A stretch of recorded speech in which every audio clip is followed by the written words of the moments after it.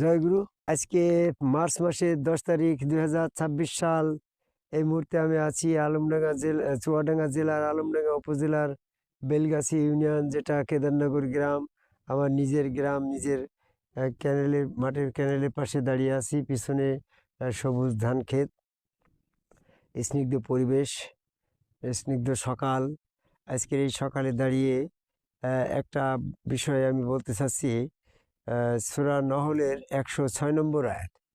এই আয়াতে বলা হয়েছে যে ঈমান আনার পরেও যারা কাফের হবে তাদের জন্য কঠিন শাস্তি জাহান্নাম। বুঝলো?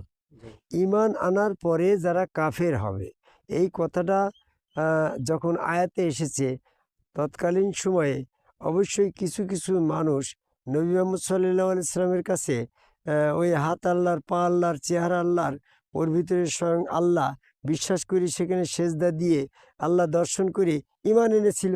জি ঈমান আনার পরে তারা আবার এই পথ পরিত্যাগ করছিল। তার মানে যতক্ষণ পর্যন্ত একজন মানুষ সম্মুখগুরু ওই তৎকালীন সময়ে মুহাম্মদ সাল্লাল্লাহু আলাইহি সাল্লামকে রসুল হিসাবে বিশ্বাস করে নাই, ততক্ষণ পর্যন্ত সে রসুল বিশ্বাসী হয় নাই। জি তাহলে সে সে যে ব্যক্তির মোহাম্মদ সাল্লাল্লাহু আলাইহি সাল্লাম হাটে বাজারে চলাফেরা করতো, ওই পিরিয়ডের মানুষটা মোহাম্মদকে তারা রসুল হিসাবে বিশ্বাস করেছিল, তারাই রসুল বিশ্বাসী ছিল। জি ওই রসুলের হাত আল্লাহর হাত, রসুলের পা আল্লাহর পা, ওইখানে ওই চেহারায় আল্লাহ চেহারা, ভিতরে ভিতরে স্বয়ং আল্লাহ সক্রিয়, এই বিশ্বাস করে যখন সেখানে সেজদা দিয়েছিল, তখন তারা আল্লাহ বিশ্বাসী হয়েছিল। জি আর যারা আল্লাহ বিশ্বাসী হয়েছিল, রসুল বিশ্বাসী হয়েছিল তৎকালীন সময়ে, তারাই এরকমভাবে মমিন বা ঈমান অর্জন করেছিল বলে প্রমাণিত হয়। জি আর সেই ঈমান অর্জন করার পরে তৎকালীন সময়ের কিছু মানুষ নিশ্চয়ই ঈমান পরিত্যাগ করে কাফের হয়েছিল। তারা ঈমান পরিত্যাগ করলে কোন সময়? যখন তারা রসুলের হাত আল্লাহর হাত, রসুলের পা আল্লাহর পা, রসুল মুহাম্মদ সাল্লাল্লাহু আলাইহি সাল্লামের চেহারার আল্লাহ বিশ্বাস করে সেজদা দিয়েছিল, ঈমান অর্জন করেছিল, আল্লাহ পাকের অনুমতি নিয়ে ঈমান অর্জন করেছিল। সূরা ইউনূসের 100 নম্বর আয়াত। আল্লাহ পাকের অনুমতি পাওয়ার পরে সে মুমিন হয়ে গেল। এখন সে কিভাবে ঈমান বর্জন করল, সেই বিষয়টাই আজকের এই আয়াতের সারমর্ম, শানে নজুলে আসছে, তাই তো? জি সূরা নহলের 106 নম্বর আয়াতে বলছি, ঈমান আনার পরেও যারা কাফের হয়, তার মানে রসুলের হাত, মুহাম্মদ সাল্লাল্লাহু আলাইহি সাল্লাম রসুল, এই রসুল আর সে বিশ্বাস করলো না, অস্বীকার করলো, তাহলে সে রসুল অস্বীকার করে কাফের হয়ে গেল। আর ওই রসুলের হাত আল্লাহর হাত, রসুলের পা আল্লাহর পা, ওর ভিতরে সেজদা দিতে হবে। মানুষকে সে, মোহাম্মদ যেহেতু একজন মানুষ, মানুষকে সেজদা দেওয়া যাবে না। যখন রসুল ছিল তখন তারা সেজদা দিছে, যখন বিশ্বাস করলো যে না ওটা সাধারণ মানুষ, জি ওখানে সেজদা দেওয়া যাবে না, মানুষকে সেজদা দেওয়া যাবে না। অর্থাৎ রসুল বিশ্বাসটা যার উড্র হয়ে গেল, তখন সে ওই রসুল স্রোতে আল্লাহ বিশ্বাসটা তার উড্র হয়ে গেল। জি আর আল্লাহ বিশ্বাস যখন উড্র হয়ে গেল, তখন তার সেজদাটা উড্র হয়ে গেল। জি সে যখন অস্বীকার করলো ওই মোহাম্মদ স্রোত, আল্লাহর স্রোত, এটা বিশ্বাস করা যাবে না, ওটা সাধারণ মানুষ, আর এখানে সেজদা করা যাবে না, তখন সে ঈমান আনার পরেও কাফের হয়ে গেল। বর্তমানে আমাদের ভিতরে যারা সমস্ত বায়াত গ্রহণ করে রসুলের হাত আল্লাহর হাত বিশ্বাস করি, সেখানে সেজদা ভক্তি দেওয়ার পরে, সেখানে সিরাতুল মুস্তাকিমে অর্জন করার পরে, ইবলিস সূরা আরাফের 16 নম্বর আয়াত অনুসারে সম্মুখ থেকে, পিছন দিক থেকে, ডাইনে থেকে, বামে থেকে, এই হাসিবুল চিশতি রসুল, সম্মুখগুরু রসুল, এই রসুলকে এটা মানা যাবে না, সে একজন মানুষ, রসুল মোহাম্মদ শেষ হয়ে গিয়েছে, এখন আর কোনো রসুল নাই, এইভাবে কথা কানের ভিতরে বলতে বলতে বলতে বলতে ঢুকাতে, প্রবঞ্চনা দিতে দিতে একসময় তার ইমানটা নষ্ট হয়ে গেল, যে না, হাসিবুলির মতন গোপালা মানুষকে রসুল বিশ্বাস করা যায় না, রসুল শেষ। এই বিশ্বাস যখন তার, সেই বিশ্বাস থেকে যখন সে সরে গেল, সে তখন রসুল অস্বীকার করে কাফের হয়ে গেল।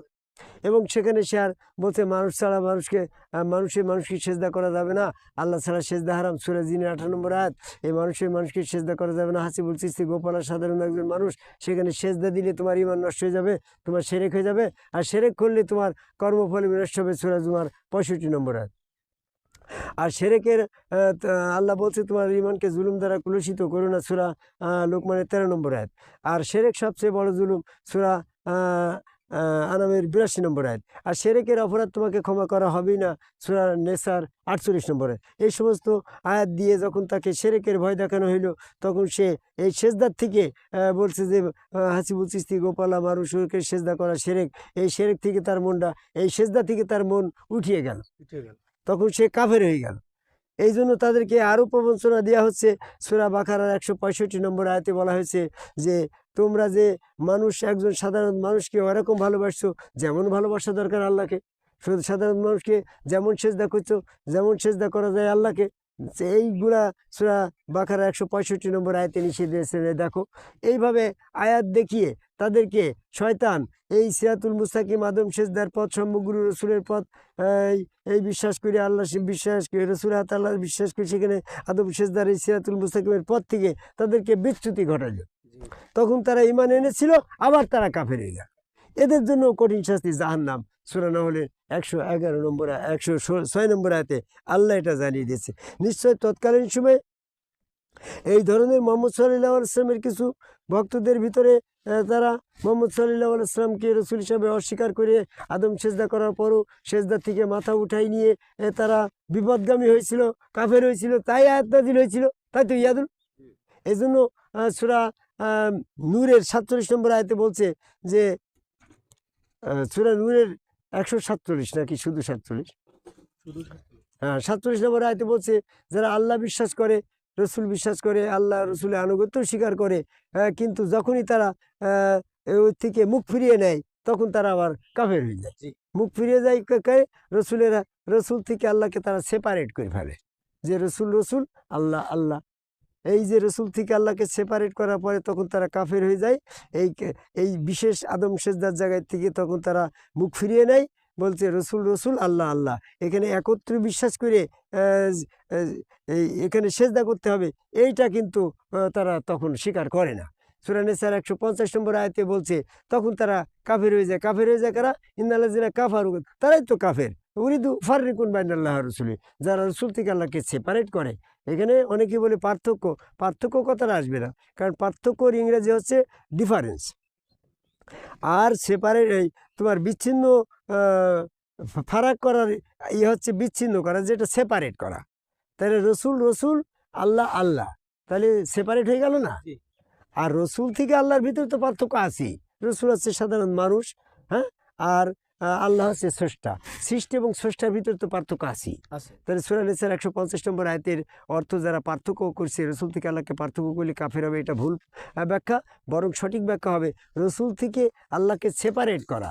যারা রসুল থেকে আল্লাহকে সেপারেট করে, যারা বলল যে ওই আল্লাহকে সেজদা করা যাবে, রসুলকে করা যাবে না, তখন তারা কাফের হয়ে যাচ্ছে। আর যারা রসুলের মধ্যেই আল্লাহ স্বয়ং সক্রিয়, সূরা আনফালের 17 নম্বরে, তখন তারা ওখানে আল্লাহকে সেজদা দিচ্ছে। যেমনটিভাবে ফেরেশতারা আদম রসুলের ভিতর থেকে, হ্যাঁ, রসুল আদম থেকে রসুল আল্লাহ, আদম থেকে আল্লাহকে বিচ্ছিন্ন করে যদি আদমকে সেজদা দিত, তাহলে ওই সেজদা আদম পেয়ে যেত, শিরক হইতো। আর যখন আদম থেকে আল্লাহকে বিচ্ছিন্ন করে আল্লাহকে সেজদা দিত, তখন ইবলিস হয়ে যেত। কারণ ইবলিস তো আদম থেকে আল্লাহকে বিচ্ছিন্ন করলে সেই আল্লাহকে সেজদা করে। সূরা রাদের 15 নম্বর আয়াত। এই জন্য আমাদেরকে এই বিষয়ে সতর্ক থাকতে হবে। যারা রসুল থেকে আল্লাহকে বিচ্ছিন্ন করে রসুল আল্লাহকে সেজদা করছে তারাও কাফের, যারা রসুল থেকে আল্লাহকে বিচ্ছিন্ন করে রসুলকে সেজদা করছে তারাও শিরক করছে।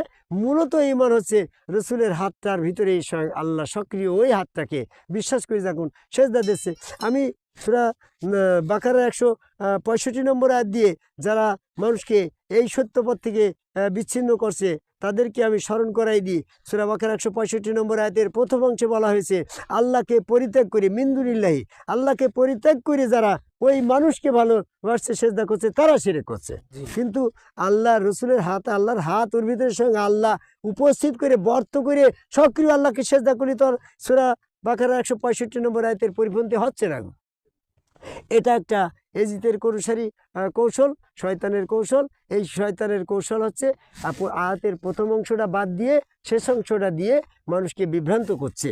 এই জন্য আমি কোরআন গবেষক হিসাবে মানুষকে সতর্ক করতে চাই, টোটাল কোরআনের সমস্ত আয়াতগুলা মানার দরকার, আবার একটা আয়াতের সম্পূর্ণ অংশ মানার দরকার। জি সেই হিসাবে আমরা যারা আল্লাহ এবং রসুলকে বিশ্বাস করার পরে আদম সেজদা থেকে মাথায় উঠাই নিছি, তারাও কাফের হতে পারে।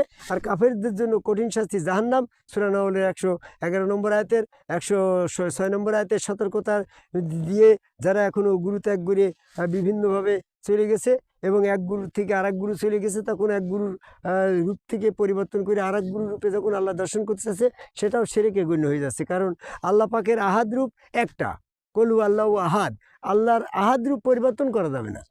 হ্যাঁ, আহাদ রূপে আল্লাহ বিশ্বাস করার পরে ওইটা পরিত্যাগ করে মিন্দুরিল্লাহ আল্লাহকে পরিত্যাগ করে অন্য কোথাও যাওয়াটার নাম শিরক। জয় গুরু।